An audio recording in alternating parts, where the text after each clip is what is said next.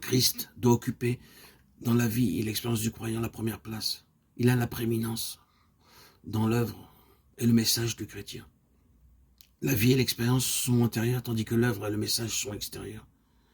Christ doit avoir la prééminence, non seulement intérieurement, mais aussi extérieurement. C'est pourquoi, dans l'œuvre et le message du croyant, il est aussi le premier. Car nous sommes son ouvrage ayant été créé en Jésus-Christ pour de bonnes œuvres, que Dieu a préparées d'avance, afin que nous les pratiquions. Éphésiens 2,10. Car je n'ai pas eu la pensée de savoir parmi vous autre chose que ce Jésus-Christ et Jésus-Christ crucifié. 1 Corinthiens 2,2. Nous ne nous prêchons pas nous-mêmes, c'est Jésus-Christ le Seigneur que nous prêchons. Et nous nous disons vos serviteurs à cause de Jésus. 2 Corinthiens 4,5. Christ doit occuper la première place dans notre œuvre, car nous sommes son ouvrage, ayant été créés en Jésus-Christ pour de bonnes œuvres que Dieu a préparées d'avance, afin que nous les pratiquions. Éphésiens 2,10. Ces bonnes œuvres dont parlent l'épître aux Éphésiens ne sont autres que la personne de Christ. C'est pourquoi marcher dans de telles œuvres signifie marcher en Christ. Mis à part nos occupations quotidiennes, nous faisons tous l'œuvre de Dieu, d'où l'importance de marcher dans les bonnes œuvres de Dieu. Il y a une grande différence entre servir Dieu et travailler pour Dieu. Beaucoup travaillent pour Dieu sans le servir. Une œuvre fidèle, si elle est réellement pour Christ, s'estime en fonction du motif et du but qui nous pousse à agir. Faire l'œuvre de Dieu comporte des satisfactions, des souffrances.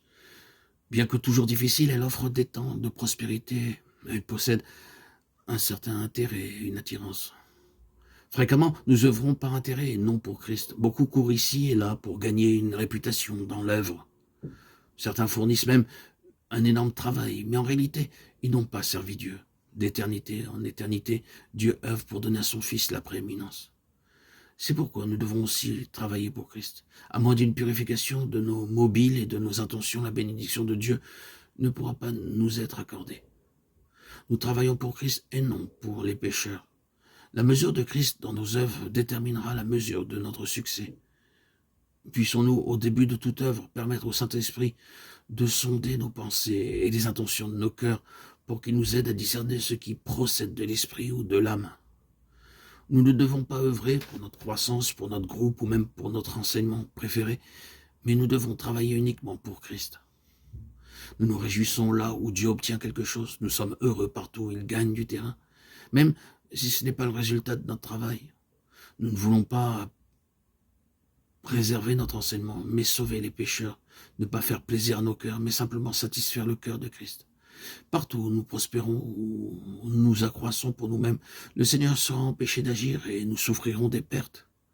Nous serons délivrés de l'orgueil et de la jalousie en nous réjouissant de tout lieu où le Seigneur gagne du terrain.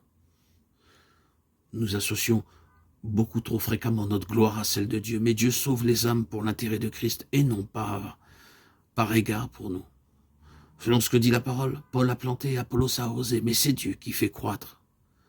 L'œuvre ne s'est pas accomplie par une seule personne de peur que les gens ne disent « je suis de Paul » ou bien « je suis d'Apollos ». Toute l'œuvre est pour Christ et non pour les serviteurs.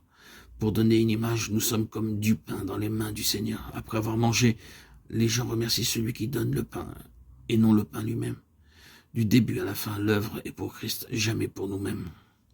Nous devons être satisfaits de l'œuvre et de la position que le Seigneur a montrée ou qu'il a préparée pour nous.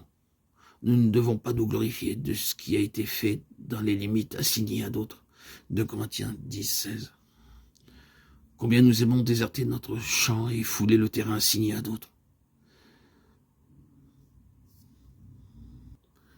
La question n'est pas de se sentir capable de travailler, mais de savoir si Dieu nous l'a commandé. Les sœurs, par exemple, ont besoin de garder leur place. Que les femmes se taisent dans les assemblées, car il ne leur est pas permis d'y parler, mais qu'elles soient soumises, selon que le dit aussi la loi. Si elles veulent s'instruire sur quelque chose, qu'elles s'interrogent leur mari à la maison, car il est malséant à une femme de parler dans l'église. 1 Corinthiens 14, 34, 35. Elles ne doivent pas trancher ou décider avec autorité par la parole de Dieu. Je ne permets pas à la femme d'enseigner ni de prendre de l'autorité sur l'homme, mais elle doit demeurer dans le silence. 1 Timothée 2, 12. Dans toutes nos œuvres, nous devons laisser à Christ la première place. Christ a la prééminence dans le message du chrétien.